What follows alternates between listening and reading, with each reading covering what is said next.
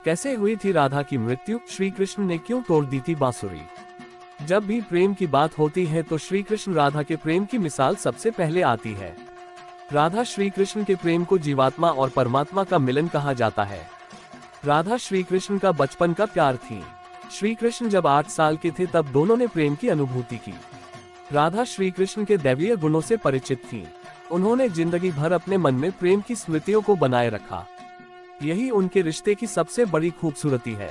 कहा जाता है कि श्री कृष्ण को केवल 2 ही चीजें सबसे ज्यादा प्रिय थीं।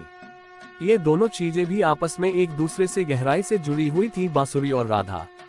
कृष्ण की बांसुरी की धुन ही थी जिससे राधा श्री कृष्ण की तरफ खींची चली गईं। राधा की वजह से श्री कृष्ण बांसुरी को हमेशा अपने पास ही रखते थे।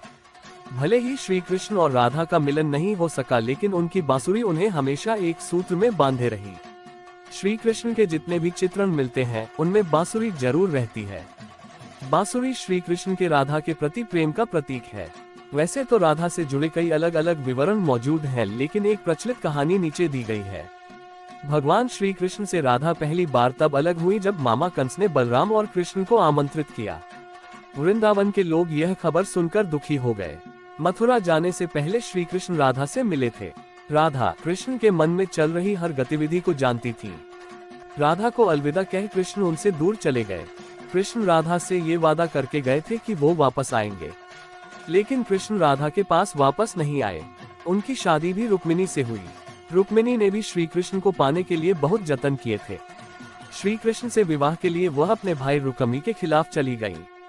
राधा की तरह वह भी श्री कृष्ण से प्यार करती थी। रुक्मिणी ने श्री कृष्ण को एक प्रेम पत्र भी भेजा था कि वह आकर उन्हें अपने साथ ले जाएं।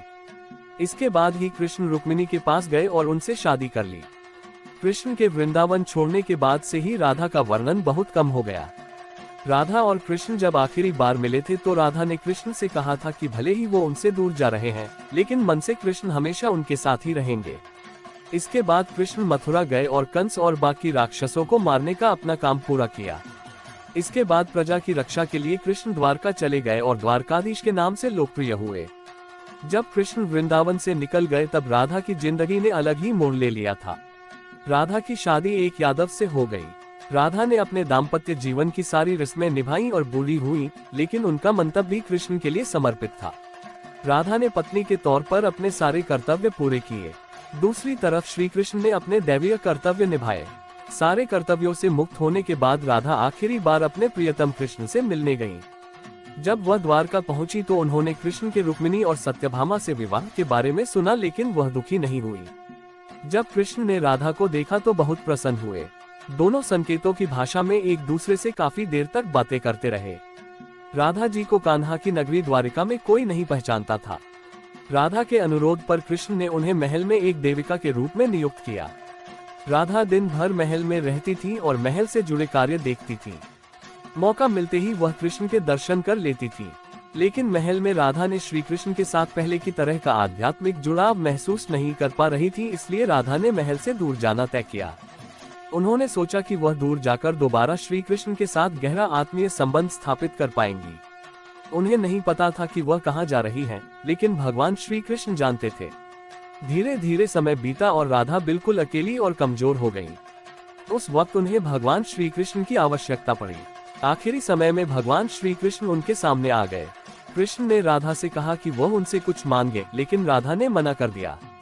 कृष्ण के दोबारा अनुरोध करने पर राधा ने कहा कि वह आखिरी बार उन्हें बांसुरी बजाते देखना चाहती हैं।